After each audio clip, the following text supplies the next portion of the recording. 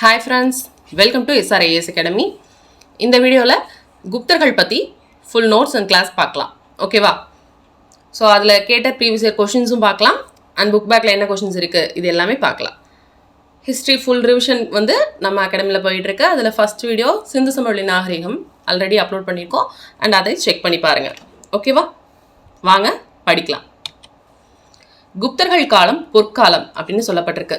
So குப்தர்கள் காலத்தை பொற்காலம்னு ஏன் சொல்கிறாங்க அப்படின்னா, அந்த காலத்தில் தான் பார்த்திங்கன்னா பண்பாட்டு மலர்ச்சி ஏற்பட்டிருக்கு அண்ட் செவ்வியல் கலைகள்லையும் நல்ல டெவலப்மெண்ட் இருந்திருக்கு. ஓகேவா? நிறைய நூல்கள் எழுதியிருக்காங்க, அறிவியல் பற்றின நிறைய ஆராய்ச்சிகள், புத்தகங்கள், இது எல்லாமே ஆரியபட்டர், வராகமிகிரர், இவங்க மாதிரி நிறைய பேர் இருந்திருக்காங்க. இலக்கியங்களில் நிறைய இது, நாணயங்கள், கட்டிடக்கலையில் நல்ல டெவலப்மெண்ட். ஸோ இந்த மாதிரி இது எல்லாமே பொற்காலம்னு சொல்கிறதுக்கான காரணமாக அமையுது. ஓகேவா? மக்கள் எப்படி இருந்தாங்க அப்படின்னு பார்த்தீங்கன்னா நல்லா வாழ்ந்ததுக்கான குறிப்பு இல்லை. ஏன் அப்படின்னு பார்த்தீங்கன்னா அங்கே நிலப்பிரபுத்துவம் அப்படிங்கிறது இருந்திருக்கு. ஓகேவா? ஸோ நிலப்பிரபுத்துவம் இது இருந்ததுனால விவசாயிகள்லாம் என்ன ஆக ஆரம்பித்தாங்க அப்படின்னா கொத்தடிமைகள் மாதிரி மாறிட்டாங்க. ஓகேவா? விவசாயிகள் நல்லா வாழலை. ஆனால் குப்தர்கள் காலம் பொற்காலம்னு சொல்லப்படுறது இந்த கலைகள், இந்த காரணங்களுக்காக தான் அது பொற்காலம்னு சொல்லப்படுது. ஓகே, இந்த குப்தர்கள் காலத்தை பற்றின சான்றுகள் என்னென்ன நம்மக்கிட்ட கிடச்சிருக்கு? ஒரு புக்ஸாக இருக்கட்டும், நாணயங்களாக இருக்கட்டும், இந்த மாதிரி என்னென்ன சான்றுகள் இருக்குது? இதை வச்சு தானே நம்ம குப்தர்கள் இப்படி இருந்தாங்க அப்படி இருந்தாங்கன்னு அஷ்யூம் பண்ணுறோம். ஸோ என்னென்ன சான்றுகள் இருக்குது அப்படின்னு பார்க்கலாம். காமாந்தகரோட நீதிச்சாரம், அரசருக்கு, அதாவது ஸ்மிருதிகள்னு சொல்லுவாங்க, அரசருக்கு அறிவுரை சொல்கிற மாதிரி ஒரு தர்மசாஸ்திரம் இது. விசாகதத்தரோட தேவி சந்திரகுப்தம் மற்றும் முத்ரா ராட்சசம். இந்த குப்தர்கள் யூனிட்டில் நிறைய ஆத்தர்ஸ் இருப்பாங்க, நிறைய புக்ஸ் இருக்கும். ஓகேவா? அதை நல்லா ஞாபகம் வச்சுக்கணும். அதுலேருந்து கொஷின்ஸ் வரத்துக்கு சான்சஸ் இருக்குது. காளிதாசரோட படைப்புகள், சாகுந்தலம், ரிது சம்ஹாரம், ரகுவம்சம், இந்த மாதிரி புக்ஸ் எல்லாமும் இருக்கும். இரண்டாம் சந்திரகுப்தர், அவர் காலத்தில் இந்தியாவுக்கு ஒரு சீன பயணி வருகை தரார். அவர் தான் பாகியான். ஓகேவா? அவர் நிறைய குறிப்புகள் எழுதி வச்சுருக்காரு இந்தியாவை பற்றி. குப்தர்கள் காலத்தில் இந்தியா எப்படி இருந்துச்சு, அங்கே இருந்த மக்களோட நிலைமை என்ன, ஆட்சி எப்படி செஞ்சாங்க, ஸோ இதை பற்றின குறிப்புகள் எல்லாமே பாகியான் எழுதியிருக்காரு. ஸோ இதெல்லாம் தான் இலக்கிய சான்றுகள். நெக்ஸ்ட் கல்வெட்டு சான்றுகள். கல்வெட்டு சான்றுகள் ரொம்ப முக்கியம். இதில் மெஹ்ரோலி இரும்புத்தூண் கல்வெட்டு, முதலாம் சந்திரகுப்தர் அவரோட சாதனைகளை பற்றியும் குறிப்பிடுறது தான் மெஹ்ரோலி இரும்புத்தூண் கல்வெட்டு. அண்ட் இது இப்போ வரைக்குமே துருபிடிக்காமல் இருக்குது. ஓகேவா? ஸோ அப்போ அவங்க உலோகவியலில் எந்த அளவுக்கு அட்வான்ஸ்டு நாலேஜோடு இருந்திருந்தாங்க அப்படின்னா இந்த மாதிரி ஒரு கல்வெட்டை செஞ்சுருக்க முடியும் அப்படின்னு நம்ம யோசிச்சு பார்க்கலாம். இது ஒரு நல்ல உதாரணமாக இருந்திருக்கு அவங்களோட நாலேஜை பற்றி. நெக்ஸ்ட் பார்த்திங்கன்னா அலகாபாத் தூண் கல்வெட்டு. இது சமுத்திரகுப்தரோட சாதனைகளை பற்றியும் அவர் படையெடுப்பு நடத்தியிருப்பார் இல்லையா, அதை பற்றியும் சொல்கிறது தான் இந்த அலகாபாத் தூண் கல்வெட்டு. ஸோ இதெல்லாம் ஒரு மேட்ச் த ஃபாலோயிங் மாதிரி கேட்கலாம். இல்லை அலகாபாத் தூண் கல்வெட்டு யாரை பற்றி சொல்லுது, மெஹ்ரோலி கல்வெட்டு யாரை பற்றி சொல்லுது, ஸோ இந்த மாதிரி கொஷின்ஸும் நிறைய வந்திருக்கு. இந்த அலகாபாத் தூண் கல்வெட்டை பொறுத்த வரைக்கும் இதை ஹரிசேனர் அப்படிங்கிறவர் பொறிச்சிருப்பார். இவர் ஒரு சமஸ்கிருத புலவராகவும் இருந்திருப்பார், இவரோட அமைச்சர் இந்த மாதிரி இருந்திருப்பார். 33 வரிகளில் நாகரி வரி வடிவத்தில் சமஸ்கிருதத்தில் எழுதப்பட்டிருக்கு இந்த அலகாபாத் தூண் கல்வெட்டில். அதே மாதிரி உதயகிரி குகை கல்வெட்டு, மதுரா பாறை, ஸ்கந்தகுப்தரோட பிடாரி தூண் கல்வெட்டு, ஸோ இது எல்லாமே இம்பார்ட்டண்ட். ஸோ இந்த கல்வெட்டுகள் மூலமாக நம்ம குப்தர்கள் எப்படி இருந்தாங்க, அவங்களோட ஆட்சி எப்படி இருந்தது, மக்கள் எப்படி இருந்தாங்கங்கிறத தெரிஞ்சுக்கலாம். நாணய ஆதாரங்கள். குப்த அரசர்கள் நிறைய நாணயங்கள் வெளியிட்டிருப்பாங்க, குறிப்பாக தங்க நாணயங்கள் அதிகமாக வெளியிட்டிருப்பாங்க. ஸோ அதில் அந்த குப்த அரசர்களோட பட்டங்கள் குறித்தும் அவங்க என்னென்ன சடங்குகள் செஞ்சாங்க அப்படிங்கிறத குறித்தும் கூட நம்ம தெரிஞ்சுக்கலாம். சமுத்திரகுப்தர் அப்படின்னு இருப்பார் ஒரு மன்னர். அவர் பார்த்திங்கன்னா ஒரு நாணயத்தில் வீணை வாசிக்கிற மாதிரி ஒரு உருவம் பொறிக்கப்பட்டிருக்கும் அவரோடது. அதை வச்சு அவருக்கு கவிராஜா அப்படிங்கிற பட்டம் கூட கொடுத்துருப்பாங்க. ஸோ நாணயங்கள் கூட அந்த வரலாற்றை தெரிஞ்சுக்கிறதுக்கு மிகப்பெரிய ஆதாரமாக இருந்திருக்கு. நெக்ஸ்ட் பார்க்கலாம். குப்த பேரரசோட பரவல் இதுதான். ஓகேவா? இந்த ஆரஞ்சு கலரில் இருக்குல்ல, இதுதான் முக்கியமான இடங்கள். உஜ்ஜயினி, சாஞ்சி, மதுரா, பிரயாகை, காசி, கயா, நாலந்தா. நாலந்தாவில் பல்கலைக்கழகம் இருக்கும். மிகப்பெரிய பௌத்த மடாலயமாக இது இருந்துச்சு. இது குப்தர்கள் காலத்தில் குமாரகுப்தர் அப்படிங்கிற ஒரு அரசரால் உருவாக்கப்பட்டிருக்கும். ஓகேவா?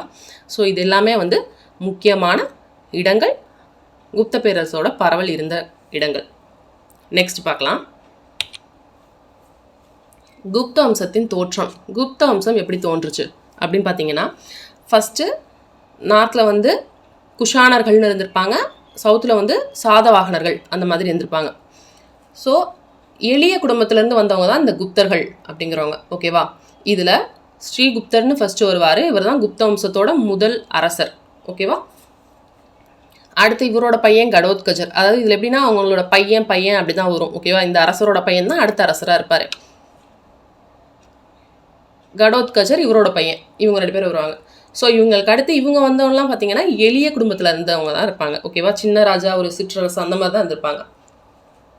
ஆனால் முதலாம் சந்திரகுப்தர் அப்படின்னு இந்த கடோத்கஜரோட பையன் ஒருத்தர் வருவார். அவர் தான் வந்து பார்த்தீங்கன்னா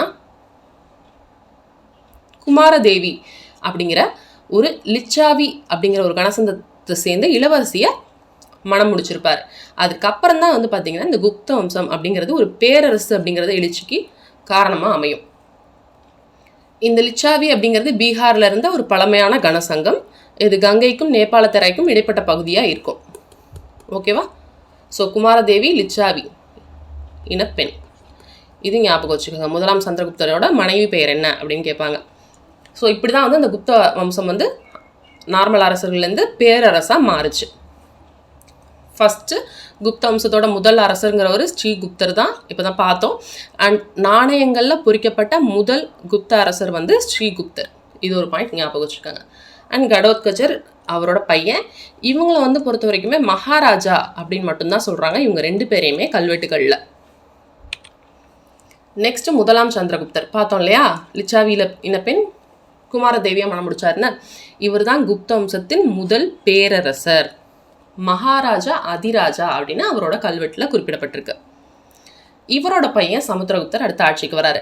முதலாம் சந்திரகுப்தரோட மகன் இந்திய நெப்போலியன்னு சொல்கிறாங்க. ஓகேவா? இந்திய நெப்போலியன்னு சொல்லப்படுறது சமுத்திரகுப்தரை சொல்கிறாங்க. அலகாபாத் தூண் கல்வெட்டு அப்படிங்கிறது சமுத்திரகுப்தரோட படையெடுப்புகளை பற்றி விளக்குறது, அவரோட சாதனைகளை பற்றி விளக்குறது தான் அலகாபாத் தூண் கல்வெட்டு. ஸோ இதெல்லாமே ரொம்ப இம்பார்ட்டண்ட்டான கொஷின். இந்திய நெப்போலியன் என்று அழைக்கப்படுபவர் யாருன்னு 2-3 தடவை கொஷின் கேட்டிருக்காங்க. அலகாபாத் தூண் கல்வெட்டை பற்றினா கொஷின்ஸும் நிறையா வந்திருக்கு. மெயின் ஏரியா வந்து குப்தர்கள் சமுத்திரகுப்தரும் 2ஆம் சந்திரகுப்தரில் தான் நிறைய கண்டென்ட் இருக்கும். அதுலேருந்து தான் உங்களுக்கு கொஷின்ஸ் வரும். இந்த அலகாபாத் தூண் கல்வெட்டில் வந்து அவர் படையெடுப்புகளை பற்றி சொல்லியிருப்பாங்க. காஞ்சிபுரம் வரை படையெடுத்திருக்காரு. குறிப்பாக வந்து இந்த தட்சிண பாத படையெடுப்பு அப்படின்னு சொல்லுவாங்க. ஸோ காஞ்சிபுரத்தில் பல்லவ மன்னன் ஒருத்தர் விஷ்ணு கோபன் இருப்பார். அவரை சமுத்திரகுப்தர் தோற்கடிச்சிருப்பார். இது ஒரு இம்பார்ட்டண்ட்டான பாயிண்ட். ஓகேவா? அதே மாதிரி தென்னிந்தியாவில் ஒரு 12 அரசுகளையும், மேற்கு நோக்கி வட இந்தியாவில் வந்து பார்த்திங்கன்னா 9 அரசர்களையுமே தோற்கடிச்சிருப்பார் சமுத்திரகுப்தர். ஈவன் இங்கே பாருங்கள், காட்டு ராஜாக்கள், அசாம், வங்கம், மாலவர்கள், விஜயர்கள், இவங்க எல்லாரையுமே கப்பம் கட்ட வச்சு இவரோட ஏகாதிபத்தியத்தை ஏற்க வச்சிருப்பார். ஓகேவா? தெய்வபுத்திர சாஹானுசாஹி அப்படின்னு சொல்கிறாங்க. ஸோ சமுத்திரகுப்தரின் சம காலத்தவர் அப்படின்னு கேட்டோம்னா இலங்கை அரசர் மேகவர்மன். ஓகேவா? இவர் என்ன பண்ணுறாரு, பரிசெல்லாம் அனுப்பி கயாவில் ஒரு பௌத்த மடம் கட்டிக்கிறோம் அப்படின்னு சொல்லி அனுமதி கேட்டிருக்காரு. ஓகேவா? ஹரிசேனர் வந்து யாருன்னு பார்த்தோம், அந்த அலகாபாத் தூண் கல்வெட்டை பொறிச்சவர்னு சொன்னோம் இல்லையா? ஸோ அவர் சமஸ்கிருத புலவரும் கூட. ஸோ அவரை ஆதரிச்சிருக்காரு. சமுத்திரகுப்தர் வந்து வைணவத்தை தீவிரமாக பின்பற்றியிருக்காரு. வசுபந்து அப்படிங்கிற ஒரு பௌத்த அறிஞரை ஆதரிச்சிருக்காரு. இவருக்கு வந்து கவிராஜா அப்படின்னு பட்டம் கொடுத்துருக்காங்க. ஏன் அப்படின்னா குப்தர் நாணயங்களில் வீணை வாசிப்பது போன்ற சின்னம் வந்து பொறிக்கப்பட்டிருக்கு. யார்? சமுத்திரகுப்தர் வீணை வாசிக்கிற மாதிரி ஒரு சின்னம் பொறிக்கப்பட்டிருக்கு. சமுத்திரகுப்தருக்கு அடுத்து 2ஆம் சந்திரகுப்தர், அவரோட பையன். ஓகேவா? இவர் வந்து விக்ரமாதித்தன் அப்படின்னு அழைக்கப்பட்டார். ஸோ விக்ரமாதித்தன் என்று அழைக்கப்பட்டவர் யாருன்னு கொஸ்டின் வரும்.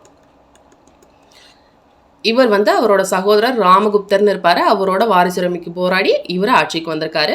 இவரோட தலைநகரம் எங்கே இருக்குது அப்படின்னு பார்த்தீங்கன்னா பாடலிபுத்திரம்.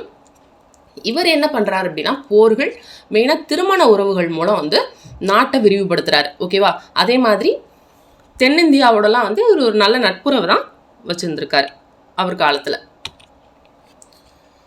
தக்கான பகுதியை ஆண்ட வகடக இளவரசருக்கு தன் மகள் பிரபாவதியை திருமணம் செய்து கொடுத்தார்.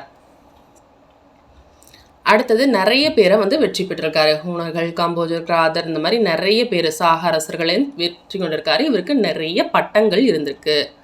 விக்ரமன், தேவகுப்தன், தேவராஜன், சிம்ம விக்ரமன், விக்ரமாதித்தன், சாகரி இந்த மாதிரி நிறைய பேர்களை வந்து நாணயங்களில் பட்டங்களோட அவர் குறிப்பிடப்பட்டிருக்காரு. அதே மாதிரி இன்னொரு முக்கியமான விஷயம் நவரத்தினங்கள். நவரத்தினங்கள்னு சொல்லப்படுற 9 அறிஞர்கள் வந்து இவரோட அவையில் இருந்திருக்காங்க. காளிதாசர், ஹரிசேனர் இந்த மாதிரி நிறைய பேர். அவங்க யார் யார், அவங்க என்னென்னதுக்கெல்லாம் ஸ்பெஷல் அப்படின்னு சொல்லி நம்ம பின்னாடி பார்க்கலாம். அதே மாதிரி வெள்ளி நாணயங்களை வெளியிட்ட முதல் குப்த அரசர் யார் அப்படின்னா 2ஆம் சந்திரகுப்தர். இது ஒரு இம்பார்ட்டண்டான பாயிண்ட். ஓகேவா? வெள்ளி நாணயங்களை வெளியிட்ட முதல் குப்த அரசர் 2ஆம் சந்திரகுப்தர். ஓகே, அடுத்து 2ஆம் சந்திரகுப்தரோட பையன் 1ஆம் குமாரகுப்தர் வரார். இவரை பொறுத்த வரைக்கும் பார்த்தீங்கன்னா 2 பாயிண்ட் தான். என்னன்னா, நாலந்தா பல்கலைக்கழகத்தை தோற்றுவித்தவர், சக்ராதித்யர் என்று அழைக்கப்பட்டவர். அடுத்தது ஸ்கந்தகுப்தர் வராரு. இவரோட பையன் ஸ்கந்தகுப்தர். இவர் தான் வந்து பாலாதித்யர் தான் வந்து என்ன சொல்லுவாங்க அப்படின்னா கடைசி பேரரசர் அப்படின்னு சொல்லுவாங்க. ஸ்கந்தகுப்தர் வந்து ஹூணரோட படையெடுப்பை தடுத்திருப்பாரு. என்ன பண்ணியிருப்பாங்க அப்படின்னு பார்த்தீங்கன்னா வெற்றி பெற்றிருப்பாரு. ஆனால் இந்த ஹூணர்கள் திரும்ப திரும்ப படையெடுப்பு மேற்கொண்டதுனால என்ன ஆகிடும் அப்படின்னா அரசுக்கு நிதி நிலைமை மோசமாயிடும். ஸோ இதுக்கப்புறம் வந்து வீழ்ச்சி அடைய ஆரம்பிச்சிடும் குப்த வம்சம். ஓகேவா? பாலாதித்யர் 1ஆம் நரசிம்மகுப்தர் அப்படிங்கிற பேருக்குல இவர் ஆட்சிக்கு வராரு. இவர் தான் வந்து கடைசியாக அறியப்பட்ட ஒரு பேரரசராக இருந்திருப்பார். அண்ட் பௌத்த மதத்தில் இவருக்கு ரொம்ப நாட்டம் அதிகமாகிடுச்சு.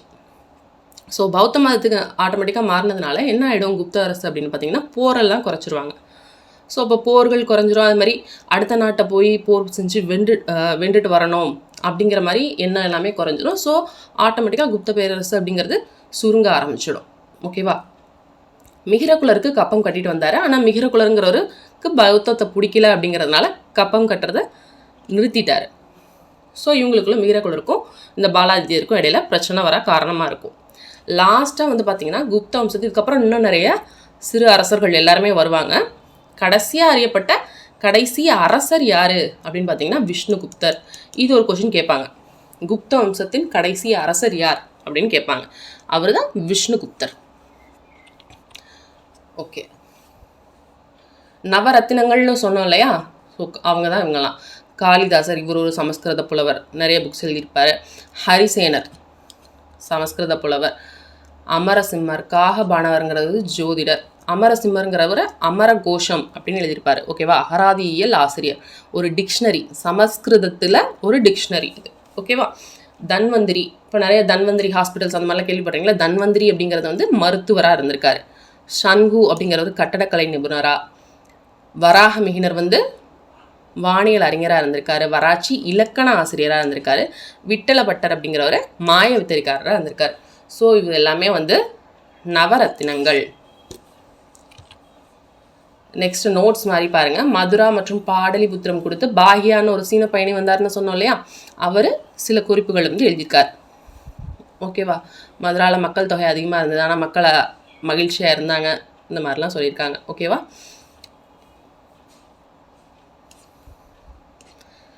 அதே மாதிரி ஹூணர்கள் சொன்னோம் இல்லையா? ஸ்கந்தகுப்தருக்கு கூட போர் புரிய வந்தவங்க அப்படின்னு சொல்லிட்டு அவங்கள பற்றின ஒரு சின்ன நோட்ஸ். இவங்க யார், எங்கேருந்து வந்தாங்க அப்படிங்கிறது நெக்ஸ்ட் பார்க்கலாம். அடுத்தது ஃபஸ்ட்டு குப்தர்கள் யார் அப்படிங்கிறத பார்த்தோம். அவங்களோட சான்றுகள் பார்த்தோம். அடுத்தது எந்தெந்த அரசர்கள் இருந்தாங்க அப்படிங்கிறத பார்த்தோம். ஓகேவா? இவங்க பையன், இவங்க அப்படின்னு சொல்லி ஆட்சி பார்த்தோம். அடுத்தது அவங்க நிர்வாக முறை எப்படி இருந்தது அப்படின்னு பார்க்கலாம். அரசர் பொறுத்த வரைக்கும் பார்த்திங்கன்னா அரசியல் அதிகார படிநிலைகள் அப்படிங்கிறது இருந்துச்சு. ஓகேவா? அதிகார படிநிலைகள்னால் இப்போ நம்ம சொல்கிறோம் இல்லையா, ஒரு முதலமைச்சர், அவங்களுக்கு கீழே அமைச்சர், அப்புறம் அவங்களுக்கு கீழே அப்படின்னு சொல்லிட்டு ஒவ்வொரு அதிகாரி, இப்போ ஒரு கலெக்டர் இருக்காங்க, அந்த மாதிரிலாம் சொல்கிறோம் இல்லையா? ஸோ அதிகார படிநிலைகள் வந்து இந்த குப்தரோட நிர்வாக முறையில் இருந்துச்சு அப்படின்னு சொல்கிறாங்க. ஸோ ஒரு கடவுளுக்கு, ஒரு தெய்வீக கோட்பாடுன்னு சொல்லுவோம் இல்லையா, அந்த மாதிரி அரசரை வந்து ஒரு கடவுளுக்கு நிகராக வந்து காமிச்சிருக்காங்க. இங்கே பாருங்களேன், சமுத்திரகுப்தரோட கல்வெட்டுகளில் புருஷா அப்படின்னு எழுதியிருக்கு. அப்படின்னா அனைவருக்கும் மேலானவர் அப்படின்னு அர்த்தம். ஓகேவா? கடவுளோட ஒப்பிடுறாங்க அரசரை. பரம பரமேஸ்வர, பரம தைவத, பரம பாகவத, இந்த மாதிரி நிறைய பட்டங்கள் வந்து கொடுத்துருக்காங்க. அமைச்சர்கள் மற்றும் அதிகாரிகள் அமைச்சர் குழு இதை பொறுத்த வரைக்கும் பார்த்தீங்கன்னா குமாரமாத்யா.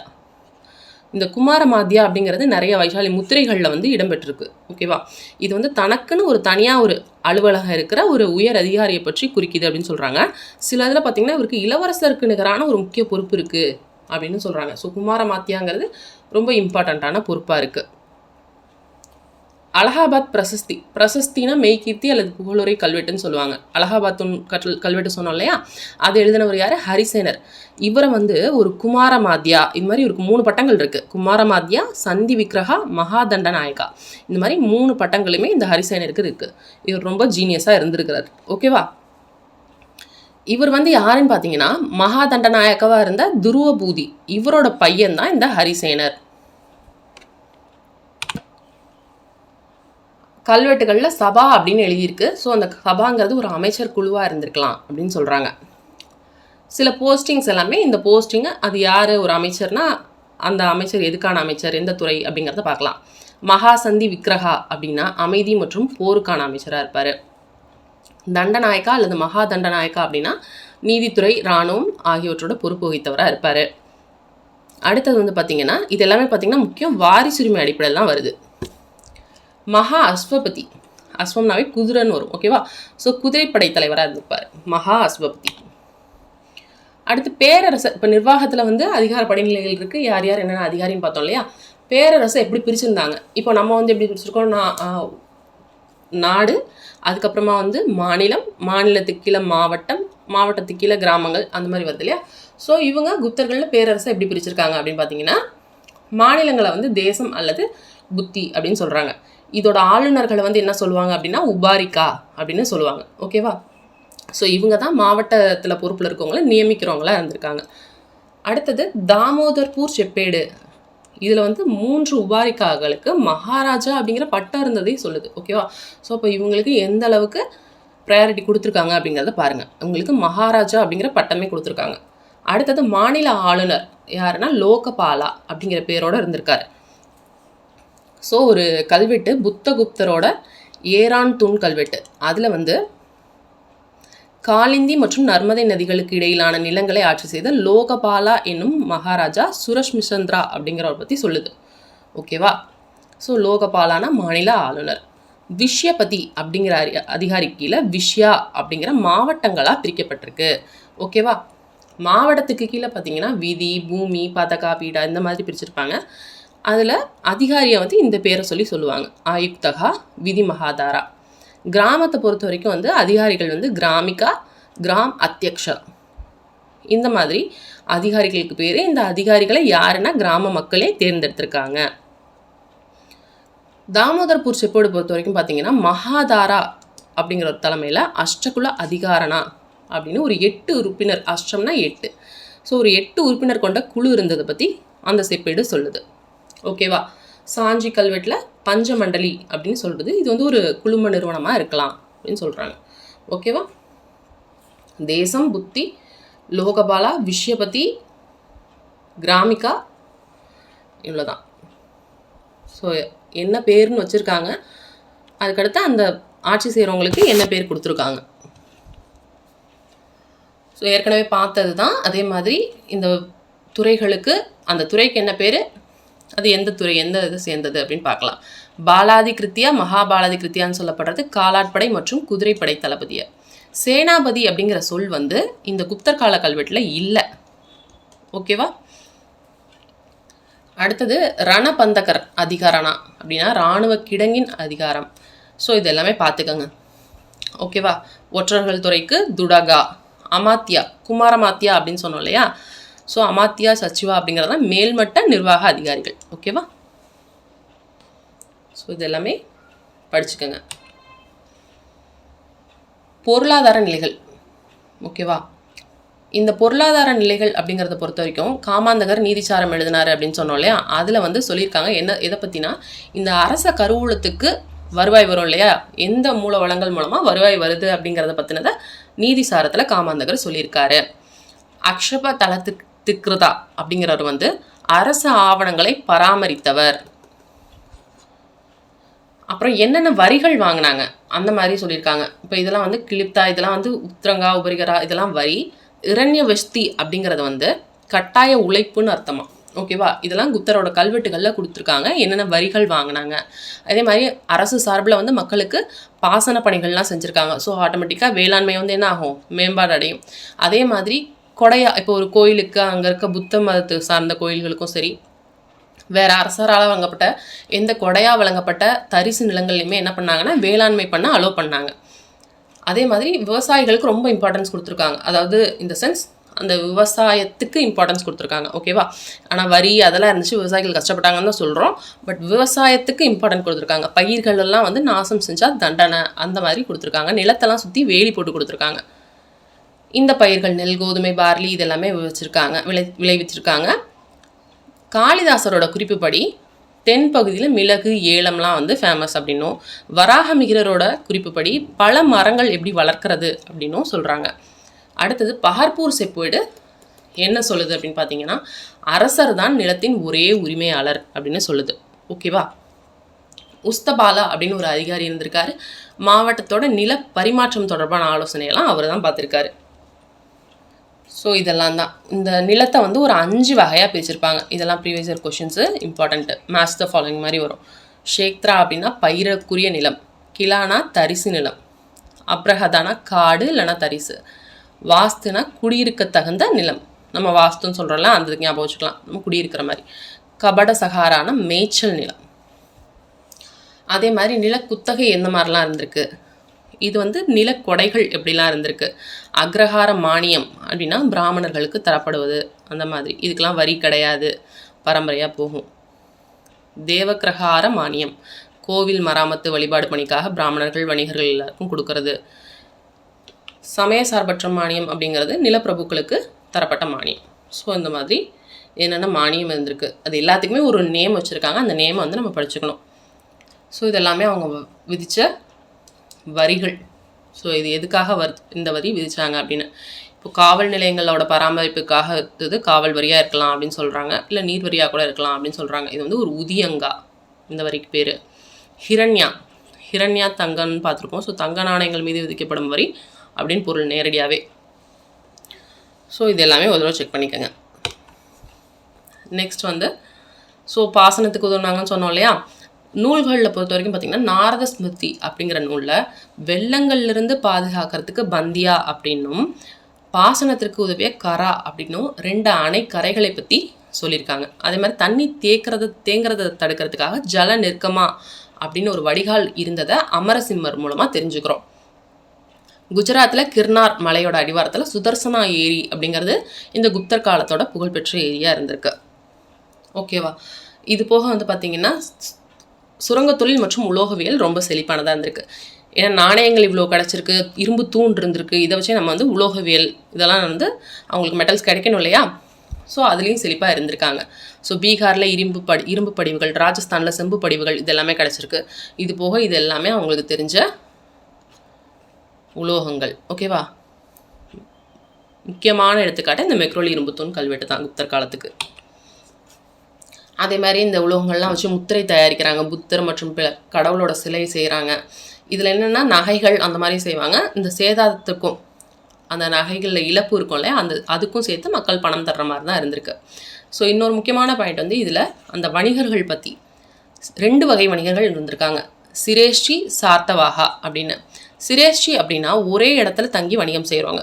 சார்த்தவாகானா ஊராக சென்று வணிகம் செய்கிறவங்க. குப்தர் காலத்தில் இந்த கந்து வட்டி நடைமுறையும் இருந்திருக்கு. ஓகேவா? அதிக வட்டிக்கு பணம் கொடுக்கறதுன்னு சொல்லுவோம் இல்லையா, அது.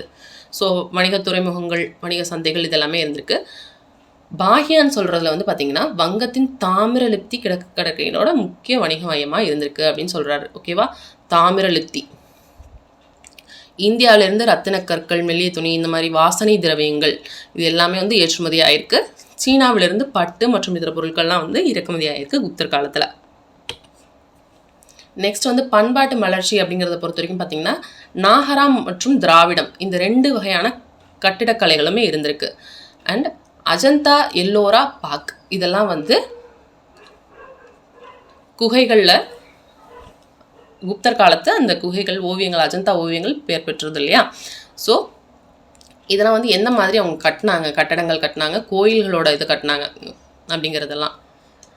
அதில் குறிப்பாக அந்த நாகராபாணியில் பொறுத்த வரைக்கும் கருவறைக்கு மேலே சிகரம் அமைக்கிறது அப்படிங்கிறது இந்த நாகராபாணியோட ஒரு முக்கிய அம்சமாக இருந்திருக்கு. ஸ்தூபிக்கல் சமத், ரத்னகிரி, மிர்பூர்கான் இதிலெல்லாம் ஸ்தூபிக்கல் இருந்திருக்கு. சாரநாத்தில் நிற்கும் நிலையில் இருக்கிற ஒரு புத்தர் சிலை வந்து இந்த கல் சிற்பக்கலைக்கு எடுத்துக்காட்டாக இருந்திருக்கு. அண்ட் புராண சிற்பங்கள் உதயகுரி குகையின் நுழைவாயில்ல வராக அவதார சிலை இதுவும் இருந்திருக்கு. இது வந்து ஒரு கொஷின் ரொம்ப இன்டெப்த்தில் இருக்கும். ஆனால் இதில் இருந்தெல்லாம் ஒரு கொஷின் கண்டிப்பாக கேட்டிருக்காங்க, ப்ரீவியஸ் இயர் கொஷினே. புத்தரோட எத்தனை அடி சிலை இருந்தது அப்படின்னு கேட்குறாங்க. பீகாரின் நாலந்தாவில் உள்ள புத்தரின் எத்தனை அடி சிலை இருந்துச்சு அப்படிங்கிறது ஒரு ப்ரீவியஸ் இயர் கொஷின், லாஸ்ட் 2 இயர்ஸில் கேட்டிருப்பாங்கன்னு நினைக்கிறேன். ஸோ ஒரு ரீட் பண்ணாலுமே அங்கங்கே இருக்கிற இம்பார்ட்டன்ட் பாயிண்ட்ஸை வந்து நம்ம தெரிஞ்சுக்கணும். ஓகேவா? சுல்தான்கஞ்சில் 7.5 அடிக்கு புத்தர் சிலை இருக்குது. குப்தர் சுவர் ஓவியங்கள்லாம் வந்து இந்த இதில் இருக்குது. இந்த சுவர் ஓவியங்களை பொறுத்த வரைக்கும் ஃப்ரெஸ்கோ அப்படின்னு சொல்கிறாங்க ஒரு ஓவியம். ஆனால் இந்த ஃப்ரெஸ்கோ ஓவியம்ங்கிறது வந்து அஜந்தா வந்து ஃப்ரெஸ்கோ ஓவியத்தில் வரல. ஃப்ரெஸ்கோ அப்படின்னா ஈரமாக இருக்கிறப்பே, அந்த சுவரோட பூச்சி ஈரமாக இருக்கிறப்பயே வரைஞ்சிருவாங்க. ஓகேவா? ஆனால் அஜந்தா வந்து காஞ்சதுக்கப்புறம் வரைஞ்சது. ஸோ அஜந்தா வந்து ஃப்ரெஸ்கோவில் வராது. அடுத்தது களிமண் உருவங்களும் இருந்திருக்கு. கடவுளரோட களிமண் உருவங்கள் இருந்திருக்கு. சிவப்பு மட்பாண்டங்கள் நிறைய கிடச்சிருக்கு இந்த பிளேசஸில். ஓகேவா? மொழியை பொறுத்த வரைக்கும் சமஸ்கிருத மொழியை தான் அலுவல் மொழியாக யூஸ் பண்ணியிருக்காங்க. அஷ்டத்யாயி அப்படிங்கிற நூலை பாணினி எழுதியிருப்பார். பதஞ்சலி வந்து மகாபாஷ்யா நூல் எழுதியிருப்பார். அமரசிம்மர் அமர கோஷம் சொன்னோம் இல்லையா, ஒரு சமஸ்கிருத டிக்ஷனரின்னு. ஸோ சொற்களஞ்சியம் அது எழுதியிருக்காரு. சந்திரகோமியர் வந்து சந்திர வியாக்கரணம். ஸோ இதெல்லாம் இவங்களால் எழுதப்பட்ட மொழிகள். ஸோ அந்த சமயத்தில் இருந்த இந்த பௌத்த மதம், சமண மதம்லாம் பார்த்திங்கன்னா பௌத்த இலக்கியங்கள் வந்து மக்கள் மொழியான பாலி மொழியில் இருந்துச்சு. ஓகே, அதனால தான் அது மக்களை போய் அதிகமாக ரீச் ஆச்சு. வசுபந்து அப்படிங்கிறவர் வந்து யார்? பௌத்த அறிஞர். ஸோ இது வந்து ஒரு இம்பார்ட்டன்ட் கொஷின். தர்க்க அறிவியல் சார்ந்த முதலாவது முழுமையான பௌத்த நூலை எழுதியவர் யாருன்னு கேட்டால் வசுபந்து அப்படின்னு சொல்லணும். திக்நாகர் அப்படிங்கிறவர் இந்த வசுபந்துவோட சீடர். அதே மாதிரி சமண மத நூல்கள்லாம் வந்து தொடக்கத்தில் பிராகிருத மொழியில் இருக்கும், அப்புறம் சமஸ்கிருதத்தில் மாற்றப்பட்டிருக்கும். சமண ராமாயணத்தை எழுதியவர் விமலா. ஸோ யார் என்ன எழுதினாங்கிறது ரொம்ப முக்கியம். நெக்ஸ்ட்டு காளிதாசர் ஏற்கனவே சொன்னோம் இல்லையா, இதெல்லாம் காளிதாசர் எழுதின சாகுந்தலம் இதெல்லாம் எழுதினது. சூத்ரகர், மிருச்சகடிகம், விசாகதத்தர், முத்ராராட்சசம், தேவி சந்திரகுப்தம். குப்தர்கள் காலத்து இதில் வந்து நாலந்தா ரொம்ப பார்க்கப்பட வேண்டிய ஒன்று. ஓகேவா? நாலந்தா மகா விஹாரான்னு சொல்லப்படுற நாலந்தா பீகாரில் இருக்குது. ஓகேவா? மிகப்பெரிய பௌத்த மடாலயம். பாட்னாவுக்கு தென்மேற்கே 95 கிலோமீட்டர் தூரத்தில் ஷெரிப் நகரத்தில் இருக்குது. ஓகேவா? 5ஆம் நூற்றாண்டுலேருந்தே ஃபேமஸாக இருக்குது. ஸோ யுனெஸ்கோவால் இது இப்போ பாதுகாக்கப்பட்டுருக்கு, உலகின் தொன்மை சின்னம். ஃபஸ்ட்டு 5ஆம் நூற்றாண்டுகள்லாம் பார்த்திங்கன்னா குப்த பேரரசின் ஆதரவில் இருந்திருக்கும். அதுக்கப்புறம் கண்ணோசி பேரரசரான ஹர்ஷரோட ஆதரவுலையும் இருந்திருக்கும். நிறைய நாடுகள்லேருந்து மாணவர்கள் வந்து இங்கே பயின்று இருக்காங்க. அண்ட் இந்தோனேஷியாவோட சைலேந்திர வம்சத்தோடு இந்த நாலந்தாவுக்கு தொடர்பு இருந்திருக்கு. ஸோ இவங்க இந்த சைலேந்திர வம்சத்தினர் வந்து என்ன பண்ணியிருப்பாங்க அப்படின்னா நாலந்தாவில் ஒரு மடாலயம் கட்டி கொடுத்துருப்பாங்க. இது எப்படி அழிக்கப்பட்டது அப்படின்னு பார்த்தீங்கன்னா, டெல்லி சுல்தான்களில் மாம்லுக் வம்சத்தை சேர்ந்த பக்தியார் கில்ஜி இவரால் அழிக்கப்பட்டு நாலந்தா சூறையாடப்பட்டு அழிக்கப்பட்டுச்சு. ஓகேவா? இவரோட படைகளனாலையும். இந்திய தொழில்துறை 1915 அகழாய்வு செஞ்சுருக்கும். இதோட ஏரியா வந்து பார்த்திங்கன்னா 12 ஹெக்டேர் இருந்திருக்கு. அண்ட் 11 மடாலயங்களும் 6 செங்கல் கோயில்களுமே இதில் இருந்திருக்கு. ஓகேவா? இது வந்து சூறையாடப்பட்டு அழிக்கப்பட்டதுக்கப்புறம் இப்போ ரீசெண்டாக பண்ணதில் இருந்தது. ஸோ அதுக்கு முன்னாடி வந்து இன்னும் அதில் நிறைய இருந்திருக்கு, வாய்ப்பு இருக்குது. குப்தர்களோட அறிவியலை பற்றி பார்க்கலாம். ஜீரோ முக்கியமான கண்டுபிடிப்பு.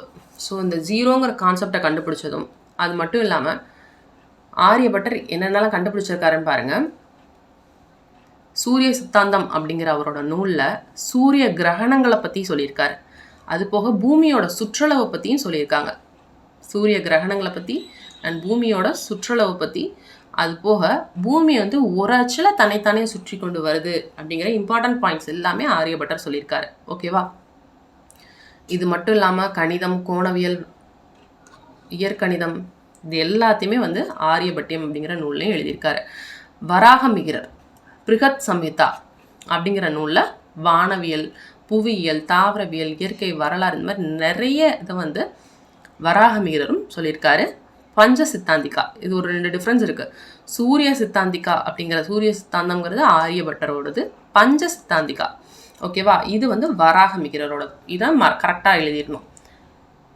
பிருகத் ஜாதகா இதெல்லாமே இவர் எழுதின மற்ற நூல்கள். பிரம்மகுப்தர் அப்படின்றவர் பிரம்மஸ்புத சித்தாந்த காண்டகாத்தியாகா இந்த மாதிரி நூல்கள் எழுதியிருப்பாரு. வானவியலுக்கானது. மருந்துகள் தயாரிக்கிறதுக்கு உலோகங்களை பயன்படுத்தியிருக்காங்க. பாதரசம், இரும்பு இதெல்லாமே இதோட பயன்பாடெல்லாம் வராகமிகிரர் சொல்லியிருக்காரு. ஓகேவா.